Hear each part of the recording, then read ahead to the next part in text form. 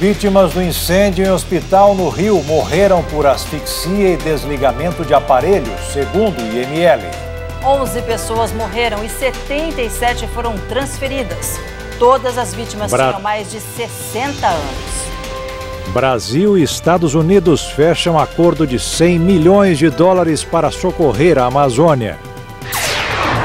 Os reflexos da guerra comercial entre Estados Unidos e China para a economia brasileira. Presidente Bolsonaro tem sonda retirada e volta a se alimentar com dieta líquida. 600 mil reais em dinheiro são apreendidos em apartamento de hacker preso em Curitiba. Polícia Federal indicia 96 pessoas por fraudes e desvios na merenda no estado de São Paulo. Tribunal de Justiça libera o serviço de mototáxi na cidade de São Paulo. Agora no Jornal das 22.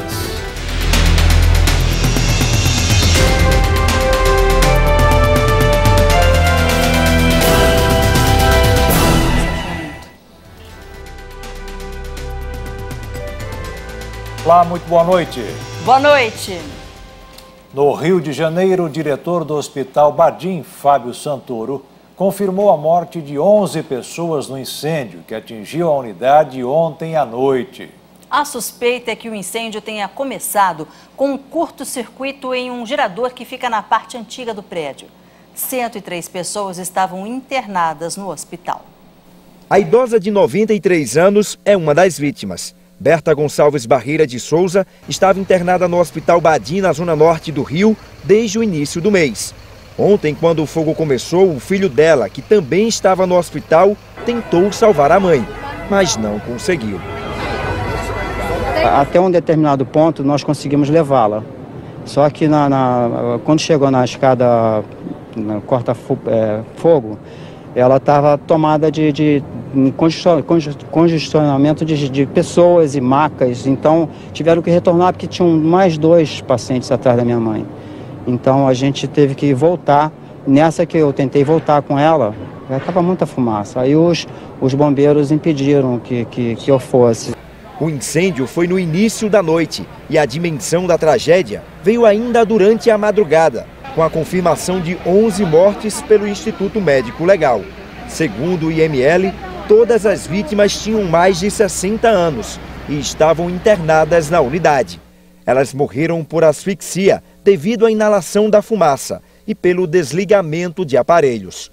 Esta mulher mora próximo ao hospital e presenciou o momento de desespero de quem estava lá dentro. Elas só gritavam socorro ali, meu filho, e quebrando a vidraça. O barulho do vidro caindo no chão que dava medo, parecia tiro. Pensei que era assalto. Já pela manhã, o prefeito do Rio, Marcelo Crivella, esteve no local da tragédia. Andei pelo prédio, todas as partes, vi sprinkler em todos os lugares, vi extintor de incêndio, vi porta corta-fogo, vi escadas que são escadas para retirar a fumaça, escadas que têm exaustão. A suspeita é que o fogo começou com um curto-circuito na parte antiga do prédio, mas o prefeito Crivella não descarta a possibilidade do incêndio ter sido criminoso. Responsável, nesse momento, o laudo vai dizer se houve, inclusive, alguma ação criminosa. Mas, desgraçadamente, acidentes ocorrem no Rio, no Brasil e no mundo. Ontem, logo após o início do fogo, do lado de fora da unidade, uma enfermaria foi montada no meio da rua. Dezenas de colchões foram colocados no chão. 103 pacientes estavam no hospital. 77 tiveram que ser transferidos para outras unidades. O Corpo de Bombeiros trabalhou durante toda a noite no resgate das vítimas. Um buraco foi aberto em uma das paredes do hospital numa tentativa desesperada para salvar os pacientes. Quase 24 horas depois do incêndio, o diretor técnico do hospital fez um discurso lido e lamentou as mortes. Todos os recursos humanos e materiais ao nosso alcance foram dedicados a esse resgate extremamente difícil, que exigiu a remoção dos pacientes em condição de saúde delicada, muitos deles com idade avançada. Comitê de Apoio do Hospital Badim foi acionado e uma equipe foi deslocada para o Instituto Médico Legal para prestar acolhimento e apoio psicológico aos familiares. O governador do Rio, Wilson Witzel, agradeceu o empenho do Corpo de Bombeiros e da população carioca.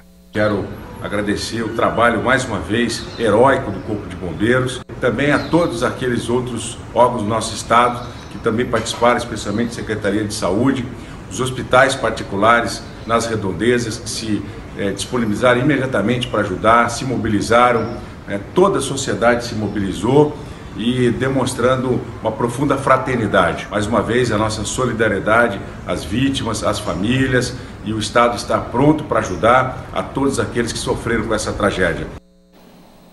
O mundo inteiro acompanha com atenção e preocupação a guerra comercial entre Estados Unidos e China.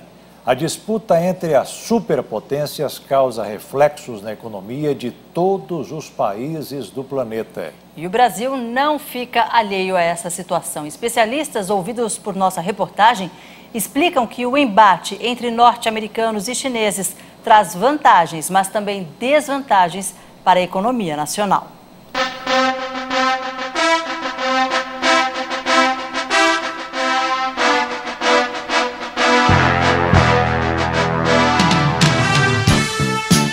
Duelo de gigantes. De um lado, os Estados Unidos, PIB de 19 trilhões de dólares, população 238 milhões de pessoas, a primeira economia mundial. Do outro, a China, PIB de 11 trilhões de dólares, população de 1 bilhão e 400 milhões de habitantes, a segunda maior economia do globo. Entre os dois, todos os outros países do planeta.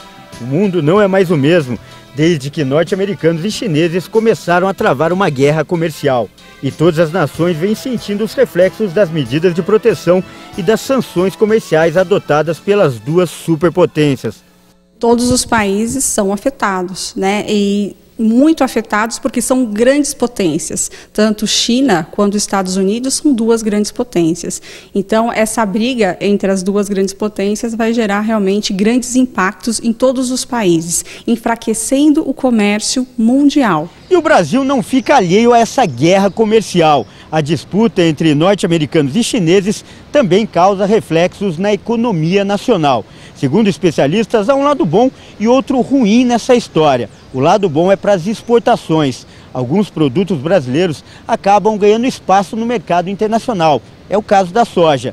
Já o lado ruim é para as importações. O embate entre as superpotências faz o dólar aumentar, o que pode diminuir investimentos em alguns setores. Os dois países são grandes compradores dos demais países, portanto, não tem como deixar de ter impacto em qualquer outro país. Eles exportam muito, eles importam muito também, então não tem como não ter impacto em outros países. Quem trabalha com importação sofre com a instabilidade do mercado. O diretor de uma das maiores empresas de consultoria financeira do país afirma que, além da alta do dólar, os produtores estão sendo afetados pelas especulações.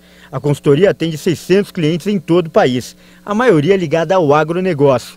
O que acontece é que o nosso custo ele não aumenta de forma proporcional com o aumento do dólar. Né? Apesar da gente ter insumos importantes como os fertilizantes, que para alguns mercados, para alguns segmentos representam aí quase 80% da importação, a gente tem um aumento do desproporcional quando a gente olha os componentes do custo de produção.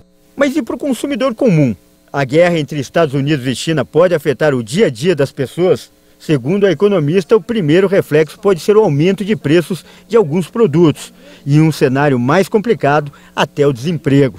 Isso vai impactar na produção e no investimento. Não tendo investimento, automaticamente você tem uma taxa de empregabilidade bem menor, as indústrias passam a demitir, portanto, cai toda a economia, né? Então, o PIB tende a cair. O ministro da Economia, Paulo Guedes, afirmou nesta sexta-feira que o presidente Jair Bolsonaro não quer a criação de um novo imposto semelhante à CPMF. Em entrevista para a mídia estrangeira, Guedes também destacou que o governo está comprometido com a abertura da economia. Paulo Guedes falou sobre o trabalho que vem realizando à frente do Ministério da Economia. Ele demonstrou otimismo com a retomada do crescimento econômico e destacou a importância das reformas que estão sendo tratadas no Congresso, como a Previdência e Tributária. O ministro revelou ainda que teve uma conversa com Bolsonaro e o presidente manifestou ser contra a ideia de criar um imposto semelhante à antiga CPMF. A divulgação desastrosa dessa proposta derrubou o antigo chefe da Receita Federal, Marcos Cintra. Guedes também falou sobre a Argentina e destacou que o Brasil não vai aceitar uma eventual mudança de rumo do Mercosul. Seja quem for o presidente da Argentina, se quiser abrir o Mercosul, estaremos juntos. Se quiser usar o Mercosul como um instrumento ideológico para permanecer fechado, como foram os últimos 30 anos, não queremos. Nós sabemos o que nós queremos. E o presidente Jair Bolsonaro voltou a se alimentar por via oral. Sua recuperação apresentou melhoras e a previsão é de alta para daqui a 3 ou 4 dias. Segundo o boletim da equipe médica que acompanha Jair Bolsonaro, o presidente está sem dor, sem febre e apresentou melhora dos movimentos intestinais. A novidade é que a sonda nasogástrica já foi retirada e, além da alimentação pela veia, a cada 1 hora o presidente ingere 50 ml de algum líquido, como água, suco ou chá. A previsão de alta é para daqui 3 ou 4 dias, quando o Bolsonaro já estiver se alimentando com alguma comida cremosa ou pastosa e ingerindo a quantidade necessária de calorias diárias. Na dieta líquida não é tão fácil conseguir isso, mas na cremosa é mais fácil. Mas eu só posso dar cremosa quando ele tiver com uma dieta líquida completa e se sentindo bem. Aí eu posso mudar para cremosa. O presidente Jair Bolsonaro continua com fisioterapia respiratória, pode sentar e caminhar pelo corredor do hospital. As visitas continuam restritas. De acordo com o porta-voz do governo, o vice-presidente Hamilton Mourão vai ficar por mais 4 dias na presidência da República, para que Jair Bolsonaro tenha um período maior de repouso. Assim que receber alta, o presidente deverá viajar a Nova York para participar da Assembleia Geral da ONU, no dia 24 deste mês. Pouco a pouco, quando nós nos aproximarmos do momento da decolagem, do momento da viagem, o doutor Macedo, que há pouco também já vocalizou fazer uma visita ao presidente e realizar uma avaliação. Então, pouco a pouco, nós iremos definindo efetivamente esse planejamento. Então, sendo pragmático, o planejamento permanece, nós iremos a Nova York no dia 22 e o presidente discursará no dia 24 na Assembleia das Nações Unidas. E o presidente Bolsonaro divulgou um vídeo nas redes sociais. Na imagem, o chefe de Estado está andando dentro do hospital. Olha só que está mais veloz, né? Bolsonaro destacou que está sem dor e segue se recuperando mais rápido que o esperado. E concluiu, abre aspas, se Deus quiser, mais cedo que o previsto sairemos do hospital. E mais nenhum problema acontecerá devido a esta maldita facada. Fecha aspas. Segundo a publicação, Bolsonaro andou o equivalente a 2 quilômetros pelos corredores do centro médico. E hoje foi o primeiro dia de saque dos R$ 500 do FGTS para quem tem conta na Caixa. O governo espera que a liberação desse dinheiro aqueça a economia. Serão cerca de 42 bilhões de reais circulando por aí. Quem não tem conta no banco pode pegar o dinheiro só a partir do mês que vem. A corrida para sacar o dinheirinho do fundo já começou. É muito bom, né? Ajuda bastante. A gente precisa, né? Correntistas da Caixa Econômica Federal, que nasceram nos meses de janeiro, fevereiro, março e abril, já podem sacar até R$ 500 de cada conta que tiver do FGTS, ativa ou inativa. A liberação é de acordo com a data do aniversário. Para atender todo mundo, as agências da Caixa estenderam o horário de funcionamento até a próxima terça-feira. São quase 4.000 agências abrindo 2 horas antes da abertura normal. Aos sábados, amanhã é o primeiro sábado que a gente começa a trabalhar, das 9 às 15 horas, também com um trabalho muito focado ao atendimento do trabalhador que vai poder fazer essa opção de saque do FGTS. A partir do dia 18 de outubro, começa o calendário para quem não tem conta na Caixa. E assim como os correntistas, o pagamento vai ser de acordo com a data de aniversário. Ao todo, 96 milhões de pessoas podem fazer o saque do FGTS até o dia 31 de março de 2020. Quem tem conta poupança individual na Caixa, o depósito é automático. Quem tem conta corrente ou conta poupança conjunta precisa autorizar o depósito. E quem não quer receber o fundo também não é obrigado. Creditou na conta poupança, o trabalhador tem até 30 de abril para solicitar o desfazimento. E aí, até 60 dias, a Caixa retorna com o valor para sua conta de fundo de garantia. Quem não tinha conta poupança e não tem interesse no recurso, basta não ir até aos canais de atendimento e efetuar o saque.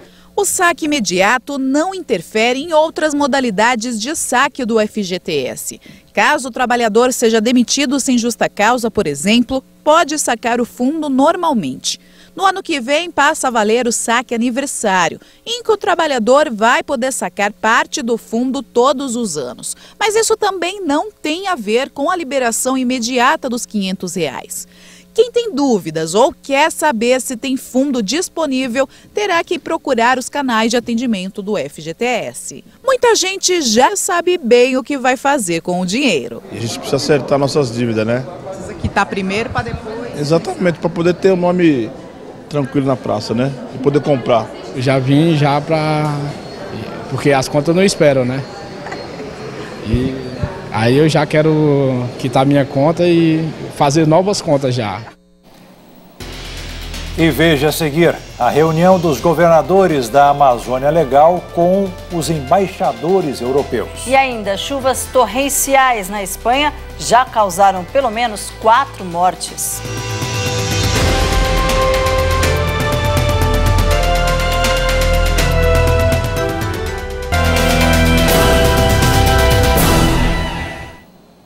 A Polícia Federal indiciou 96 pessoas, entre prefeitos, empresários e servidores públicos, por fraudes em licitações de merenda, uniforme e material escolar.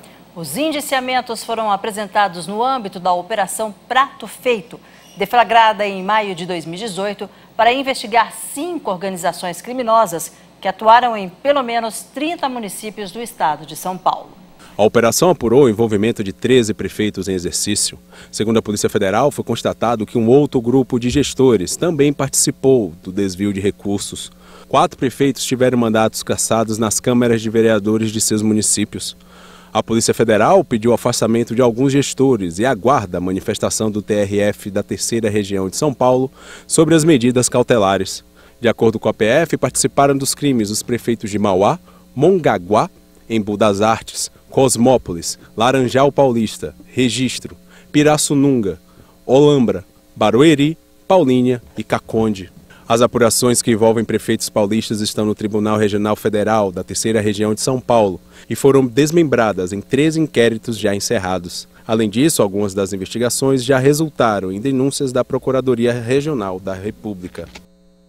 Em nota, a Prefeitura de São Bernardo do Campo informou que o prefeito Orlando Morando não recebeu nenhum valor de pessoas ou empresas citadas em investigação. A nota diz ainda que a prestação de contas da campanha eleitoral do prefeito em 2016 foi aprovada pelo Tribunal Regional Eleitoral. Os demais citados na reportagem ainda não se manifestaram sobre as acusações.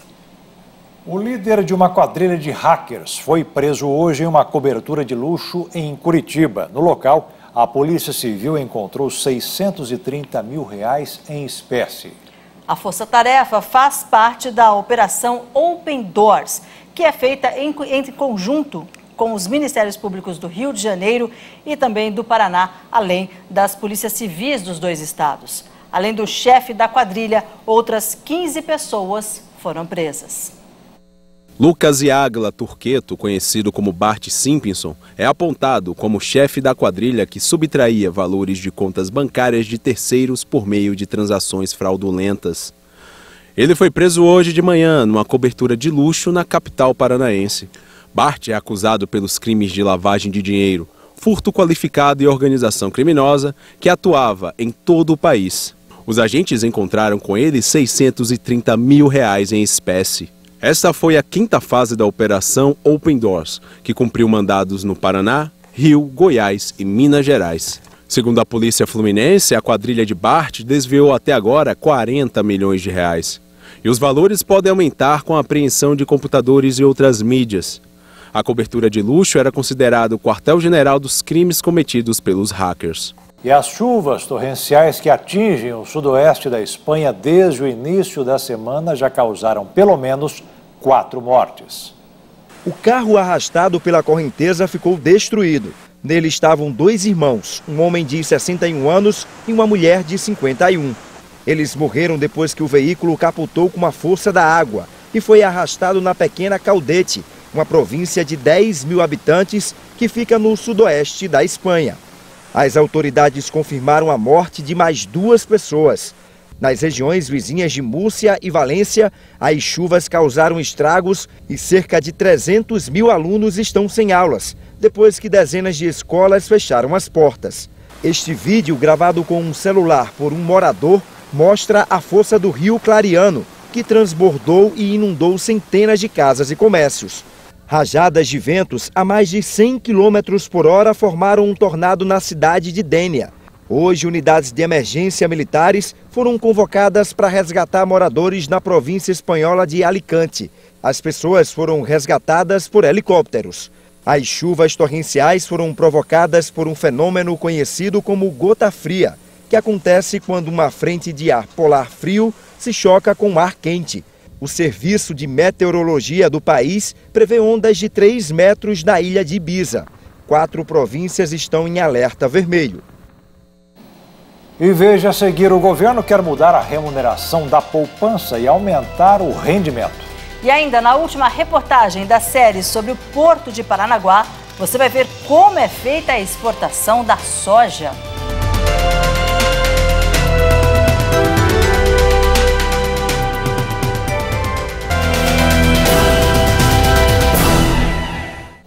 O governo estuda mudar a remuneração da poupança. A boa notícia é que o rendimento poderá subir. A equipe econômica pretende mandar um projeto de lei ou medida provisória para o Congresso Nacional. Ainda não há um estudo fechado sobre o tema, nem detalhes sobre os impactos da medida. A ideia do Ministério da Economia é substituir a TR, taxa referencial, usada hoje para a poupança. Uma das alternativas seria o IPCA, Índice de Preços ao Consumidor Amplo, mas ainda não há uma definição. Atualmente, a rentabilidade da poupança equivale à TR, que hoje é zerada, mais 0,5% ao mês. Porém, quando a Selic, taxa básica de juros, é igual ou inferior a 8,5%, a remuneração das cadernetas é menor, correspondente a TR mais 70% da Selic. A mudança estudada pelo governo pode aumentar a rentabilidade da poupança, o que beneficiaria o poupador e o setor imobiliário, que se financia com recursos da poupança. No mercado financeiro, o dólar fechou em alta nesta sexta-feira. A moeda norte-americana subiu 0,69% e encerrou o dia cotada a R$ 4,088 na venda.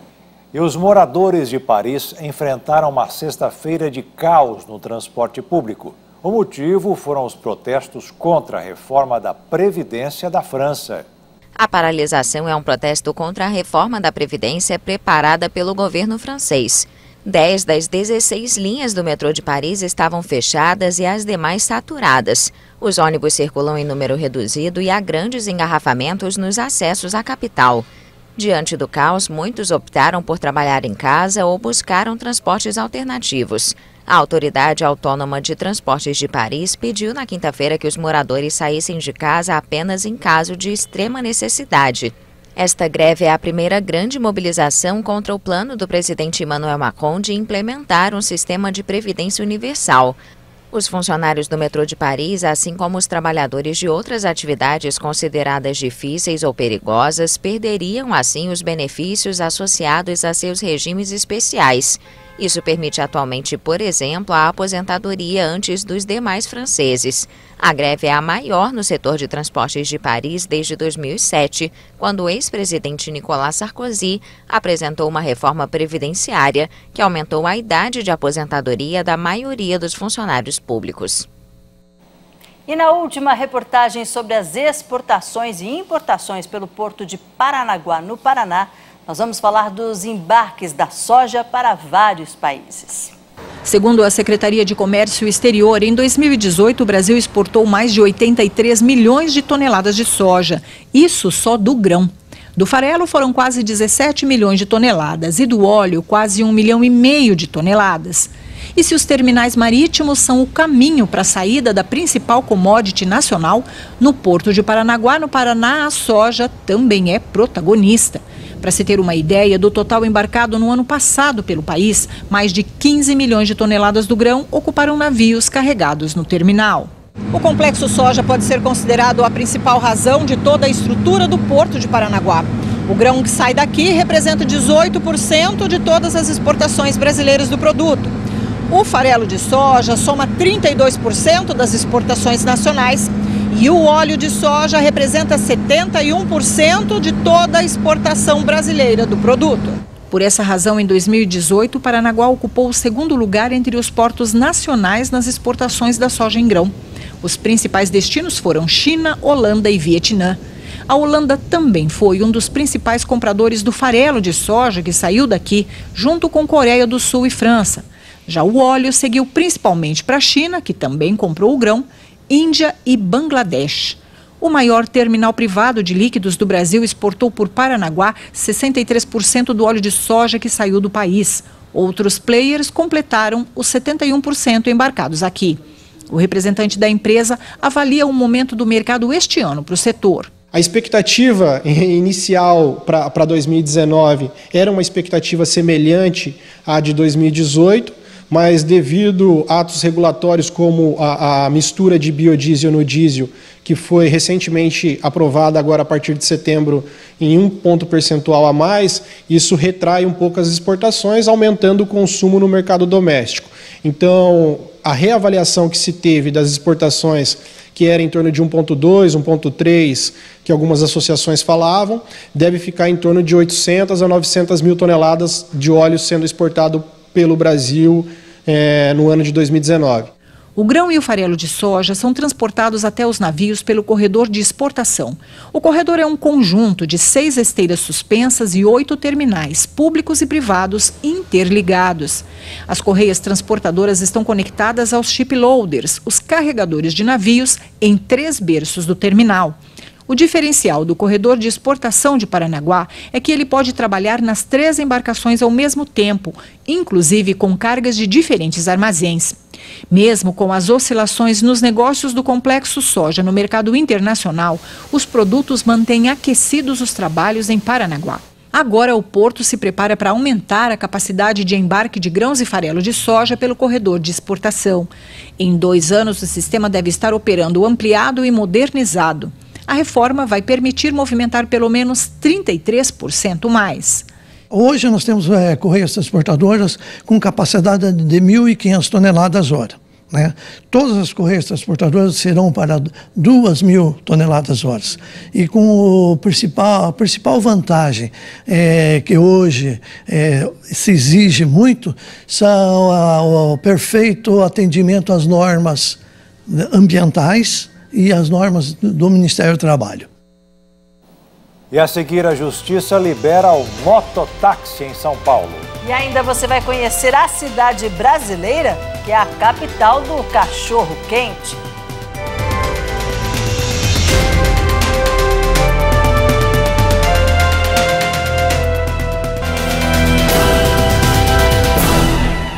O Rio de Janeiro corre o risco de ser expulso do programa do governo federal, que permitiu suspender o pagamento da dívida com a União por 3 anos. O motivo para eventual expulsão é o fato de o governo fluminense não estar cumprindo as obrigações impostas. A advertência foi feita pelo Conselho de Supervisão do Regime de Recuperação Fiscal em uma resolução de 4 de setembro. O Rio tem até o dia 3 de outubro para apresentar uma solução, ou o Conselho vai recomendar a expulsão do Estado do regime, o que obrigaria o Rio de Janeiro a ter que pagar uma dívida que chega a 32,5 bilhões de reais. O socorro da União ao Estado foi assinado há 2 anos, em setembro de 2017, depois de um quadro de falência nas finanças que levou a atrasos no pagamento de salários dos servidores e ao caos na oferta de serviços de segurança, saúde e educação do Estado. Mesmo favorecido pela melhora das receitas com royalties de petróleo, o Estado não está conseguindo cumprir o acordo. O Conselho demonstrou preocupação e paciência com a demora e falta de respostas aos questionamentos feitos ao governo do Rio de Janeiro. O Tribunal de Justiça de São Paulo liberou os serviços prestados por mototaxistas na cidade. Aqui de São Paulo, e o órgão especial do TJ decidiu que a lei que antes proibia a atividade na capital é inconstitucional.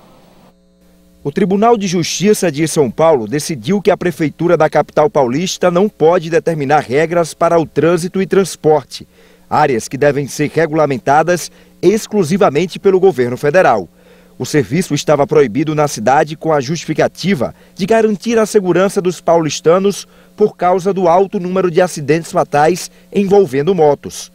Com a liberação, o caminho fica livre para aplicativos de transporte oferecerem o serviço de motociclistas.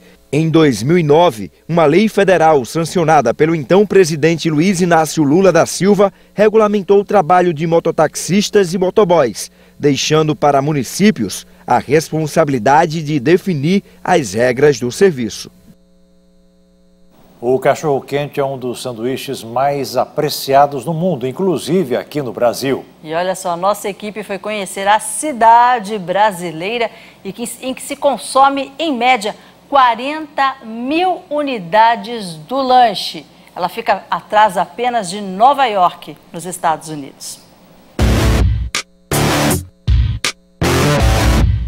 Ele é o sanduíche mais famoso do mundo. Dizem que foi inventado por um açougueiro de Frankfurt, na Alemanha, que decidiu nomear a criação em homenagem ao seu cachorro da raça Basset, aquele que a gente popularmente chama de salsicha. Mas há quem diga que um outro alemão, Charles Feltmann, teria levado a salsicha para os Estados Unidos por volta de 1870 e usou para inventar um sanduíche com pão e molho. Você já sabe de quem estou falando, né? Só poderia ser do cachorro-quente, é claro.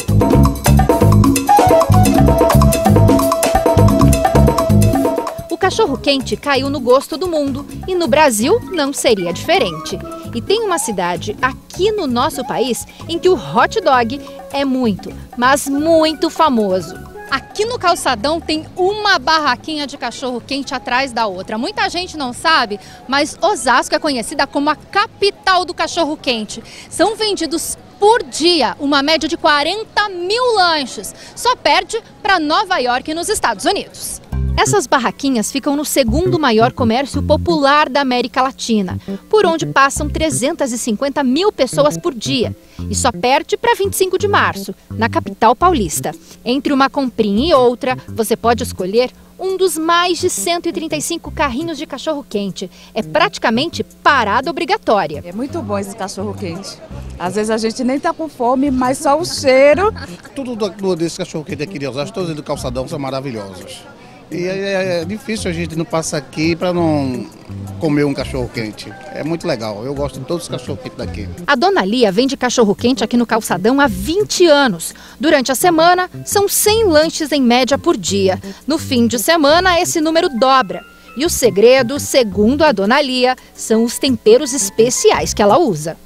Esse cheiro verde é pimentão, é coentro, é cebola, é manjericão, é um monte. Abrir ali tá cheio. Bem temperadinho.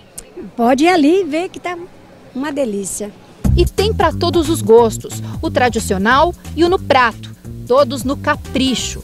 Entre os ingredientes estão repolho, milho, vinagrete, batata palha, uma camada generosa de purê de batata, cheddar, requeijão e queijo ralado. É ou não é de fazer a gente salivar? Os preços variam de R$ 5 a R$ 12. completo é esse aqui, dessa plaquinha, né? Aí ele é completo com 2 salsichas, é R$6. Tem o completo com uma, a gente tem os do prato, que é de 7, 10 e 12, pequeno, médio e grande. Aí vai o queijo ralado, que dá um sabor maravilhoso. Aí vai o meu tempero, que é mais maravilhoso ainda, que eu não vou te falar. E graças a Deus, Osasco é a capital do cachorro-quente e as autoridades têm que valorizar isso, porque a receita que nós trouxemos para a cidade é muito grande. Nós empregamos muita gente por causa do famoso cachorro-quente. Vem gente do mundo inteiro. Mas o que a gente quer saber mesmo é o que o Dogão de Osasco tem de tão especial para atrair tanta gente. Acho que é um toque especial dos donos aí, viu? Porque é maravilhoso. Acho que tem um sabor diferente, né? Amor, eu vejo elas fazendo com tanto amor. Muito bom. O cachorro-quente é tão bom que eu já trabalho com cachorro-quente há um tempo. E eu como todos os dias.